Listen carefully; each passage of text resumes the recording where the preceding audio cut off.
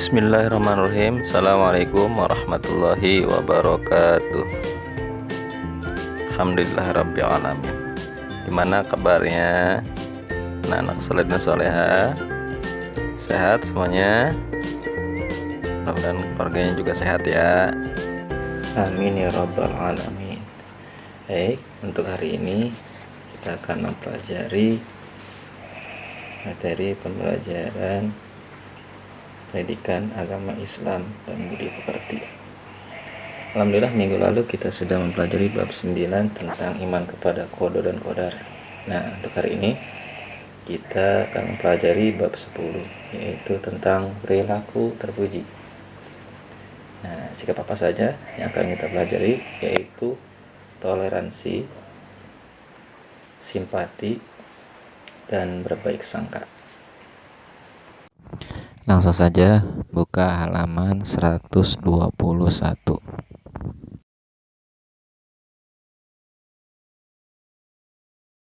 Bagian A, lihat. Nah, halaman 121. Nah, memiliki perilaku toleransi. Apa sih toleransi itu? Nah, lihat paragraf pertamanya. Sikap tenggang rasa atau menghargai pendirian dan pandangan orang lain yang berbeda dengan pendirian sendiri. Ya, jadi kita memahami atau menghargai orang lain ini punya pemahaman seperti apa, atau pandangan seperti apa, atau prinsip hidup seperti apa. Nah, kita hargai, ya, kita hargai itu. Jadi bukan terserah kita. Kita menentang pendapat orang lain, bukan seperti itu, tapi kita menghargai ketika dia atau seseorang atau teman kita atau tetangga kita punya pandangan A, maka kita hargai walaupun pandangan kita bukan A tapi B. Nah, kenapa kita mesti memiliki sikap toleransi? Karena kita itu hidupnya tidak sendirian. Kita ini makhluk sosial, hidupnya berkelompok. Nah, pastinya kan ada yang namanya perbedaan, mau itu pendapat, mau itu pandangan, ataupun kepercayaan, juga kebiasaan, atau yang lain-lainnya. Nah, disitulah pentingnya ya toleransi ini. Kita saling menghormati dan menghargai orang lain. Tujuannya apa? Agar terciptanya kerukunan hidup. Nah, itu ya. Ya, paragraf ketiganya. Nah, ini nih, dalam bahasa Islam itu disebutnya tasamuh. Kenapa toleransi ini tujuannya? Nah, ini sebagai tiang penyangga kokohnya umat. Karena kalau kita dengan teman, dengan tetangga atau non muslim lainnya kita tidak memiliki sikap toleransi, akhirnya tidak akan tentram hidupnya, tidak akan rukun. Itu makanya disebut di sini sebagai tiang penyangga kokohnya umat. Ya, sebetulnya bukan hanya dalam agama Islam saja, tapi dalam bernegara atau bermasyarakat, mungkin ya dalam lingkungan yang lebih kecil. Karena kita punya sikap toleransi, akhirnya kita memahami tetangga kita yang agamanya non muslim, atau kita memahami, menghargai juga ya. Nah, misalkan tetangga kita yang sukunya berbeda, misalkan dia dari suku Ambon atau suku Madura atau suku Jawa atau dari Sumatera atau dari Kalimantan atau dari Papua. Nah, kita bisa menghargai apapun bentuknya, nah, kebiasaannya atau pandangan hidupnya atau prinsip-prinsipnya dan yang lain ini. Nah, inilah tujuannya Islam datang ke muka bumi adalah untuk ya, halaman 122. Nah, ini ayatnya, dalilnya tentang toleransi, surah Al-Hujurat ayat 13. Nah, silakan dibaca masing-masing bahwa Allah menciptakan kita itu dari seorang laki-laki dan perempuan. Dan setelah itu apa? Berkembang menjadi berbangsa-bangsa, bersuku-suku. Tujuannya apa? Untuk saling mengenal ya. Dan yang mulia yang mana? Menurut Allah, yang mulia adalah yang bertakwa kepada Allah. Itu ya, seperti itu. Lihat, toleransi dibagi 3 macam. Ada toleransi antar sesama muslim. Kita nih sesama muslim nih, toleransinya seperti apa? Atau toleransi antar umat beragama. Nah, kita nih dengan non muslim toleransinya seperti apa? Atau toleransi antar suku bangsa. Nah, bagaimana nih kita nih dengan negara Malaysia yang tetangga kita, atau negara Brunei, atau negara Australia, atau negara yang ada di Asia Tenggara. Nah, toleransinya seperti apa? Lihat, saling menghormati sesama muslim, gitu ya, agar terwujudnya apa? Persaudaraan yang kuat, yang kekar, yang teguh, ya, karena kita memiliki hubungan akidah yang sama, gitu ya, sama-sama menyembah Allah Subhanahu wa taala. Nah, ini ya, bahwa tujuannya atau sesama muslim itu diibaratkan kata Rasulullah seperti sebuah bangunan, antara bagian yang lain, tiap-tiap bagian itu menguatkan bangunan tersebut. Nah, itu rumahnya itu seolah-olah Islam. Nah, muslimnya itu seperti ada tiangnya, ada gentengnya, ya, ada pintunya, ada temboknya. Itu muslim seperti itu, saling menguatkan. Itu. Yang kedua, toleransi antar umat beragama. Nah, bagaimana? Kita tidak memaksa pemeluk agama lain untuk memeluk agama kita, untuk tidak memeluk untuk memeluk Islam. Tidak memaksakan. Nah, itu salah satu bentuk toleransi, ya. Gitu. Artinya apa? Kita menghargai, menghormati perbedaan keyakinan, agama atau kepercayaan orang lain yang berbeda dengan kita nih. Ya. Juga, nah, bagi kita nih muslimnya, toleransi antar umat beragama nih ya. Kita tidak boleh mengikuti ritual ibadah agama orang lain. Nah, itu salah satu bentuk toleransi kita. Karena memang sudah ada ketentuannya di dalam ajaran agama Islam sendiri. Apa? Ini surah Al-Kafirun ayat terakhir, ayat 6. Lakum dinukum waliyadin. Nah, ini bentuk toleransi yang Allah perintahkan kepada kita. Agamamu bagimu, agamaku bagiku. Halaman selanjutnya 123. Nah, contohnya ini contoh toleransi. Lihat, ada 5 poin. Masih banyak sebetulnya. Salah satunya, tidak mengganggu aktivitas ibadah agama lain. Nah, tuh ya. Itu contoh toleransinya. Saling menyapa satu sama lain. Ya, seperti selamat pagi, selamat sore. Nah, itu ya. Itu toleransi kita tuh. Atau bersedia menolong tetangga non muslim apabila dibutuhkan. Nah, juga sama toleransi. Jadi banyak ya. Bukan berarti kita harus ikut agama dia atau yang lain ya, gitu ya. Nah, juga sama menjenguk tetangga non muslim yang sedang sakit. Nah, itu terjadi pada Rasulullah tuh. Masih ingat kan ketika Rasulullah tiap kali pergi ke Masjidil Haram, tiap kali lewat, naudzubillah, itu apa? Dilempari kotoran unta oleh orang Yahudi. Nah, sering sekali. Hingga akhirnya pernah suatu hari Rasulullah tidak dilempari lagi. Nah, bertanya-tanya Rasulullah, oh ternyata ya, ini yang lemparin adalah orang Yahudi. Apa yang terjadi? Apakah Rasulullah mendoakan agar si Yahudinya mati? Tidak, tapi Rasulullah datang menjenguk. Nah, ini contoh toleransi Rasulullah, gitu ya. Yang ketiga, toleransi antar suku bangsa. Apa itu? Silakan digarisbawahi bukunya, Pemahaman dan Penghargaan Masyarakat Terhadap Perbedaan Suku, Bangsa, Adat, Budaya, dan Bahasa. Nah, ini ya. Jadi kita saling menghargai, saling memahami. Baik itu berbedanya suku yang ada di Indonesia dengan jumlahnya yang ribuan, kita saling menghargai, tidak saling memaki atau saling merasa paling hebat, paling agung, paling tinggi, yang lain rendah, enggak begitu ya.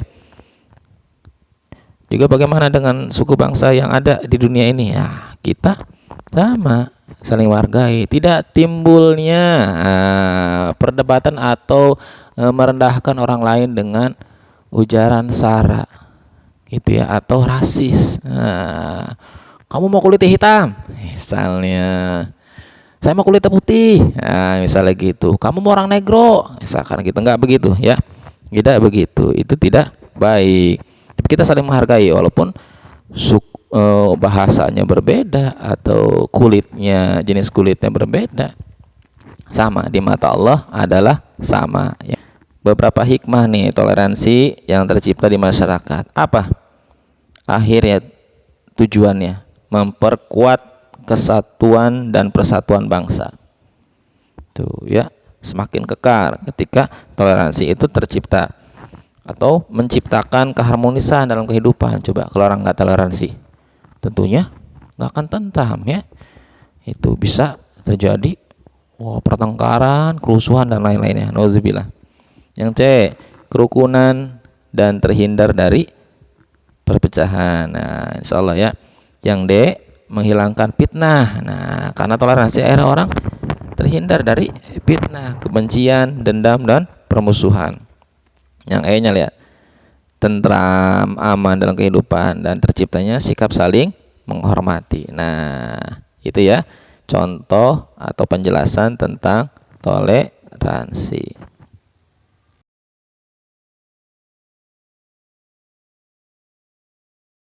Bagian B, perilaku simpati.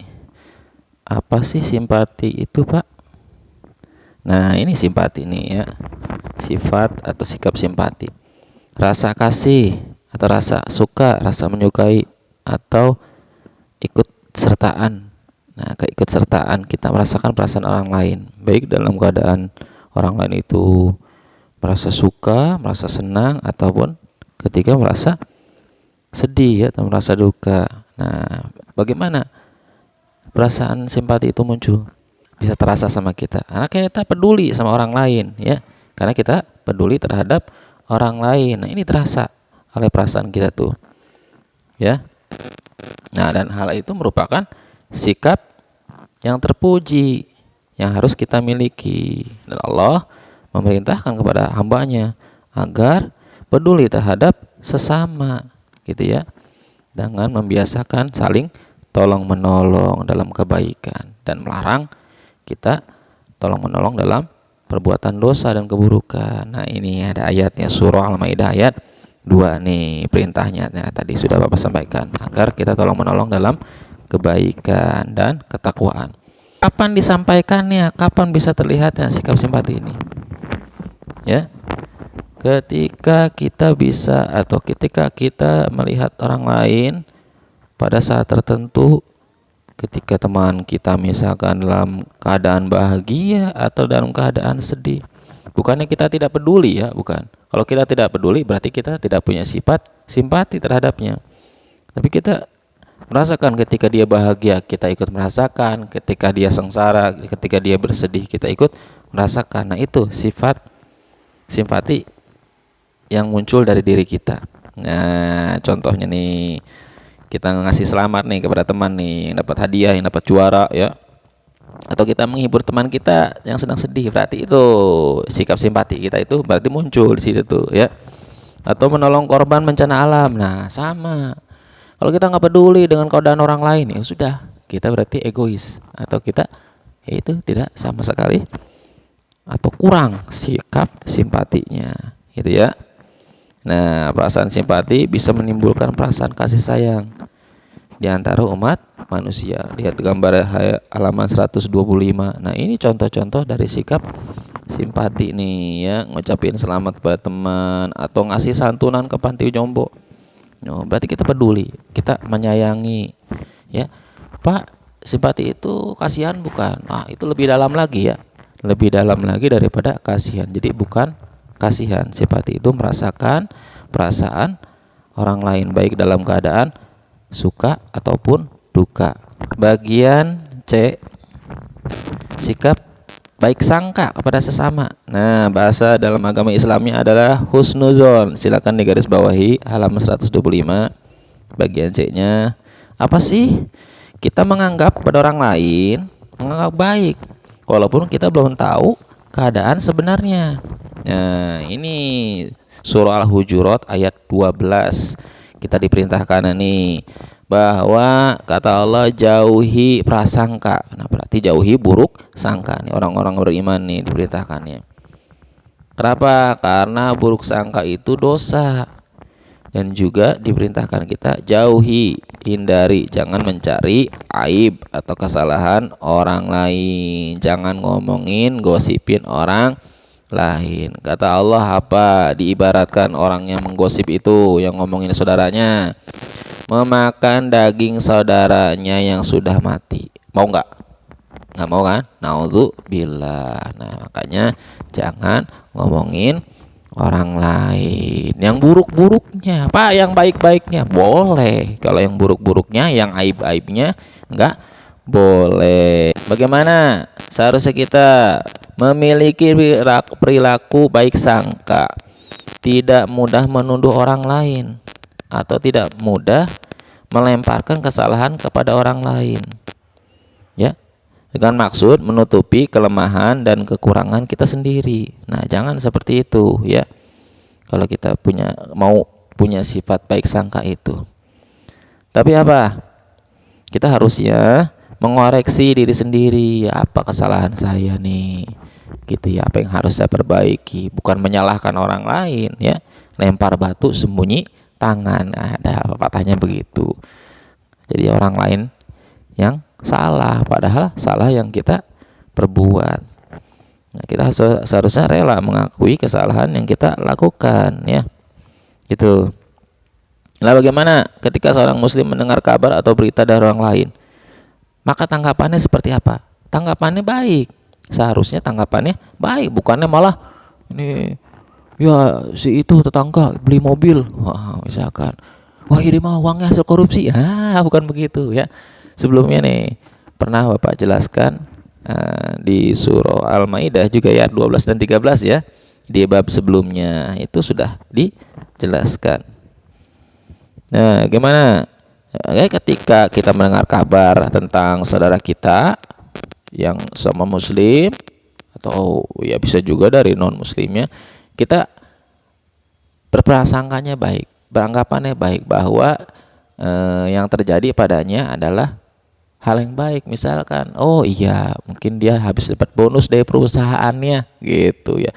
Bukannya kita berpikiran buruk ya, bukan seperti itu. Nauzubillah. Nah, dari ayat yang tadi, dari ayat surah Al-Hujurat ayat 12, nah ini menerangkan penyebab wajibnya orang mukmin menjauhkan diri dari prasangka buruk.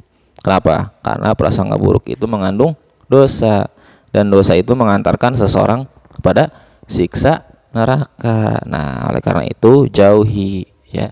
Jadi kita prasangkanya baik saja gitu ya. Nomor 2, halaman 127, memahami sikap berbaik sangka. Suudzon, gibah, nah gosip ya, dan mencari-cari aib orang lain. Nah, dapat menyebabkan permusuhan dan dapat meruntuhkan persaudaraan. Nah, ini ya. Makanya gak boleh. Yang dibolehkan adalah husnuzon, baik sangka kepada orang lain. Nah, husnuzon itu terbagi kepada 3. Husnuzon kepada Allah, husnuzon kepada diri sendiri, dan husnuzon kepada orang lain. Bagaimana husnuzon kepada Allah?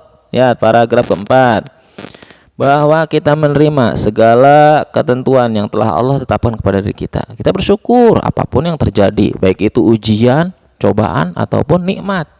Kita bersyukur.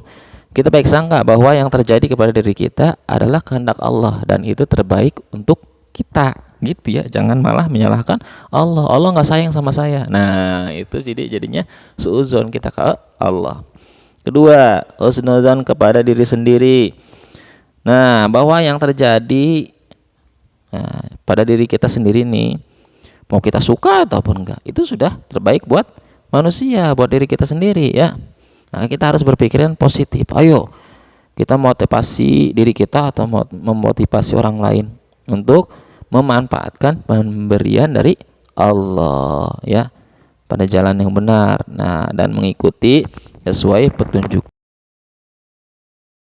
Nomor 3, nah husnuzon kepada orang lain. Nah, sama seperti tadi ya. Nah, mudah-mudahan bisa dipahami dari penjelasan Bapak. Silakan, contoh-contohnya masih banyak dalam kehidupan kita sehari-hari. Hadanallahu wa iyyakum ajmain. Assalamualaikum warahmatullahi wabarakatuh.